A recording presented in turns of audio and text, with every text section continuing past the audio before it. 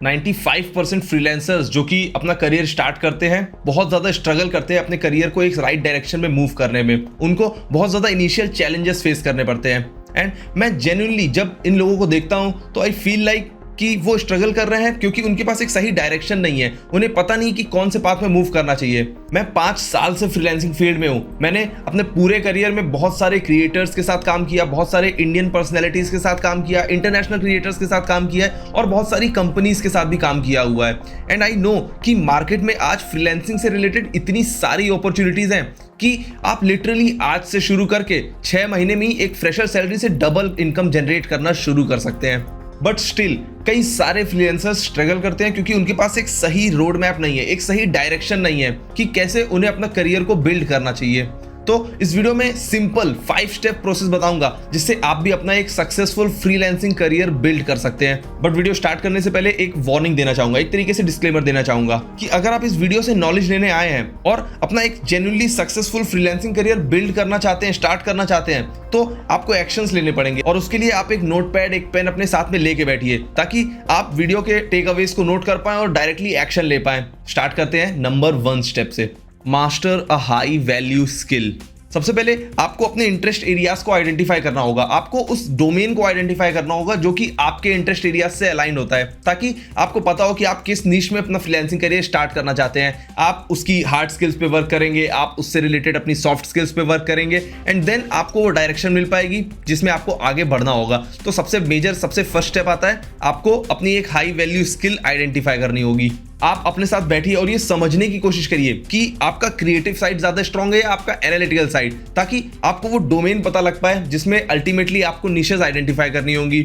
अगर आप creative feel करते हैं, आपको लगता है कि आप उन चीजों में ज्यादा अच्छे हैं, तो आप editing, designing, UI UX designing, इन सारी चीजों में आपका अपना मेन फोकस लगा सकते हैं। अगर आपको लगता है कि आपकी एनालिटिकल साइड काफी स्ट्रांग है, तो आप business consultations, digital marketing, coding और इन सारी चीजों में इन सारे डोमेन्स को एक्सप्लोर कर सकते हैं। देन आप फाइवर, अपवर्क, freelancer.com और ऐसी वेबसाइट्स पे जाइए जहां पे आप एक्चुअली देख पाएंगे कि आप जिस डोमेन आपने सेलेक्ट किया है उसमें क्या क्या रिलेटेड स्किल्स लोग सर्व कर रहे हैं, एग्जिस्टिंग फ्रीलांसर्स क्या क्या सर्विसेज ऑफर कर रहे हैं क्लाइंट्स को, ताकि आपके पास ऑप्शंस अवेलेबल हो पाएंगे कि आप क्या क्या काम अपने उस स्पेसिफिक डोमेन में कर सकते हैं।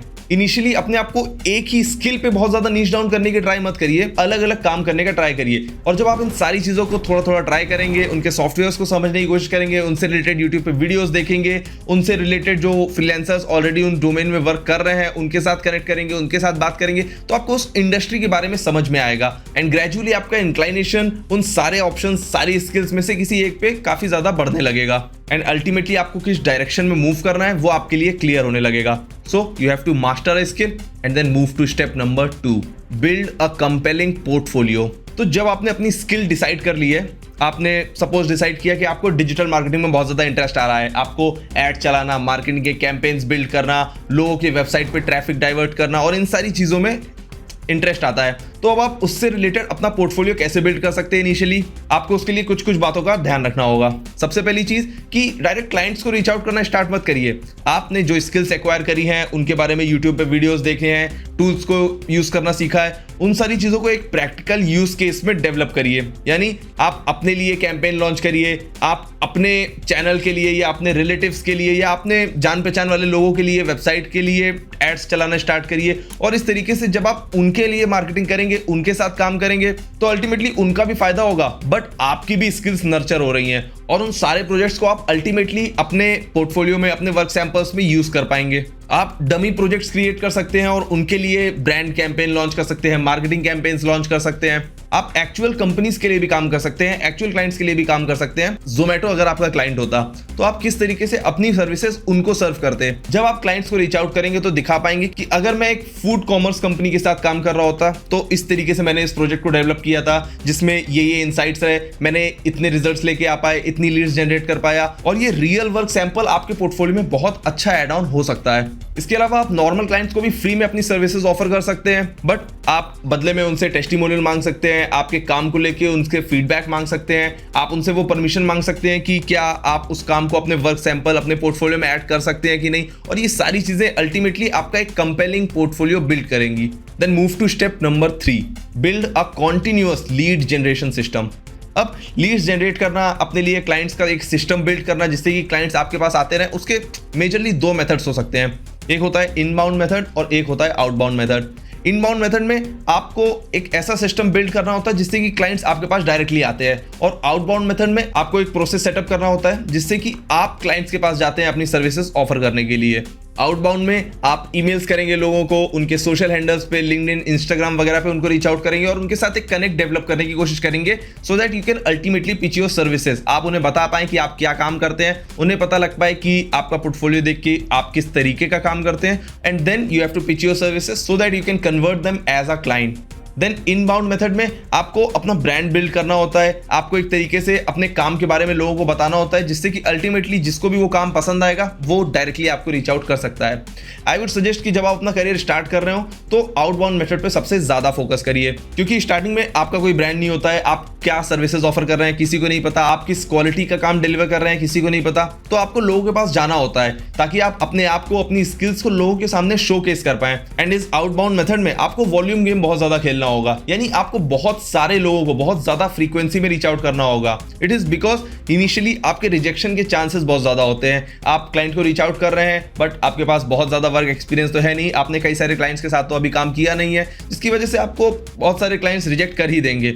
एंड इसलिए जब आप अपनी आउटरीच की फ्रीक्वेंसी को बढ़ाते हैं, आप अल्टीमेटली अपने हायर होने के चांसेस को भी इंक्रीज कर रहे होते हैं। इसके साथ साथ धीरे धीरे जब आप क्लाइंट्स के साथ काम करने लगेंगे, थोड़ा थोड़ा एक्सपीरियंस गेन करने लगेंगे, तो आप अपने उस काम के बारे में, अपनी लर्निंग्स के बारे में, अपने एक्सपीरियंसेस के बारे में सोशल मीडिया पे, चाहे वो ट्विटर पे पोस्ट लिख के, चाहे वो इंस्टाग्राम पे अपने काम के बारे में रील बना के, चाहे वो लिंक्डइन पे अपने वर्क सैंपल्स दिखा के, ये सारी चीजें करने पे थोड़ा फोकस करना स्टार्ट करना पड़ेगा। इससे आपका एक तरीके से सोशल प्रूफ बिल्ड होगा जो कि अल्टीमेटली आपको हेल्प करेगा आपकी इनबाउंड स्ट्रेटजी पे, ताकि लॉन्ग टर्म में over the period of time आप अपने उस फ्रीलांसिंग डोमेन में अपना एक ब्रांड बिल्ड कर पाएं और अपनी इनबाउंड स्ट्रेटजी को एक्टिव कर पाएं। देन स्टेप नंबर 4 आता है strategic networking and referrals. Networking freelancing game का एक बहुत इंपॉर्टेंट एलिमेंट, बहुत इंपॉर्टेंट स्टेप है जो कि कई सारे लोग मिस कर देते हैं। आपको अपने डोमेन में अपने फेलो फ्रीलांसर्स के साथ कनेक्ट करना होता है, उनके साथ एक नेटवर्क बिल्ड करना होता है, क्योंकि कई बार ऐसा होता है कि वो फ्रीलांसर्स अपनी फुल पोटेंशियल पे काम कर रहे होते हैं या कभी कोई नया प्रोजेक्ट नहीं ले पा रहे होते हैं, जिसकी वजह से उन्हें वो प्रोजेक्ट रिजेक्ट करना पड़ता है, डिनाई करना पड़ता है, एंड उस केस में वो आपको रेफर कर सकते हैं। सो आपको अपने फेलो फ्रीलांसर्स के साथ एक कनेक्ट, एक नेटवर्क बिल्ड करना बहुत ज़्यादा ज़रूरी होता है।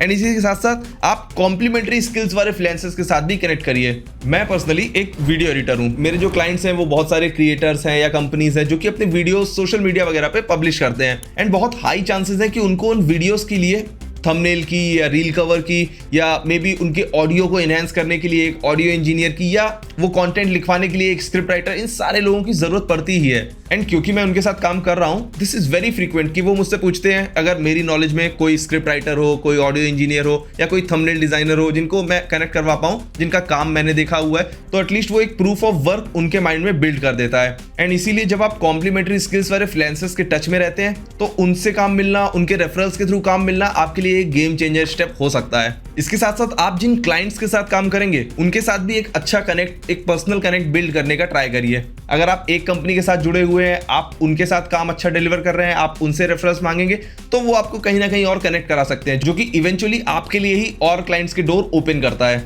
सो अपने काम करने के साथ साथ उन सारे लोगों के साथ कनेक्ट करने की कोशिश करिए जो कि डायरेक्टली या इनडायरेक्टली आपके काम के अराउंड जुड़े हुए हैं। Move to step number 5, continuous upskilling and scaling.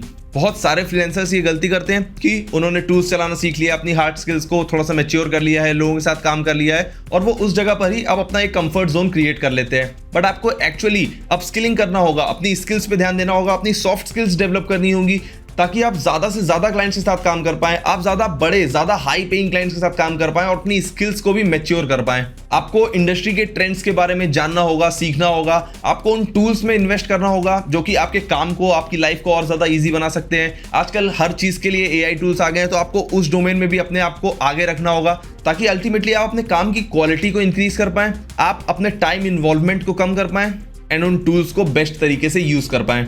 इसके साथ साथ आपको अपनी डोमेन में कोर्सेज पे ध्यान देना चाहिए, उनको करना चाहिए ताकि आप अपनी स्किल्स को over the period of time grow करते चले जाएं। क्योंकि ये सारी चीजें करके ही आप अपने फ्रीलांसिंग करियर को स्केल कर पाएंगे। और ऐसा नहीं होगा कि आप फ्रीलांसिंग में एक पर्टिकुलर लेवल तक पहुंच के स्टक हो गए हैं, आप कंटिन्यूअसली ग्रो करते रहेंगे।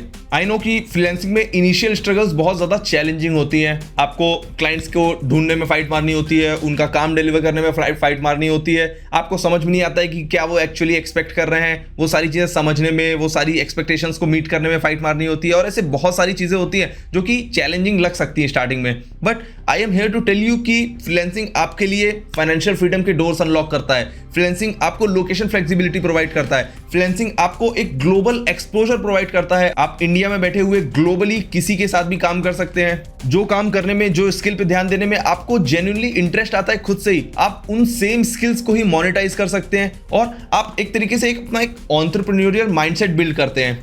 क्योंकि फ्रीलांसिंग एक स्मॉल बिजनेस की तरीके ही होता है, तो आपके माइंडसेट को ओपन करने में बहुत बड़ा रोल प्ले करता है। एंड इस चैनल के थ्रू मेरा मोटिव भी यही है कि मैं फ्रीलांसिंग को एज अ करियर ऑप्शन आप सबके लिए बहुत ज्यादा रेलिवेंट करवा पाऊं। एंड दैट्स वाई अगर एज अ फ्रीलांसर आप स्ट्रगल कर रहे हैं, देन आई होप कि इस वीडियो ने आपकी हेल्प करी होगी। This is me Piyush Shukla, taking your leave.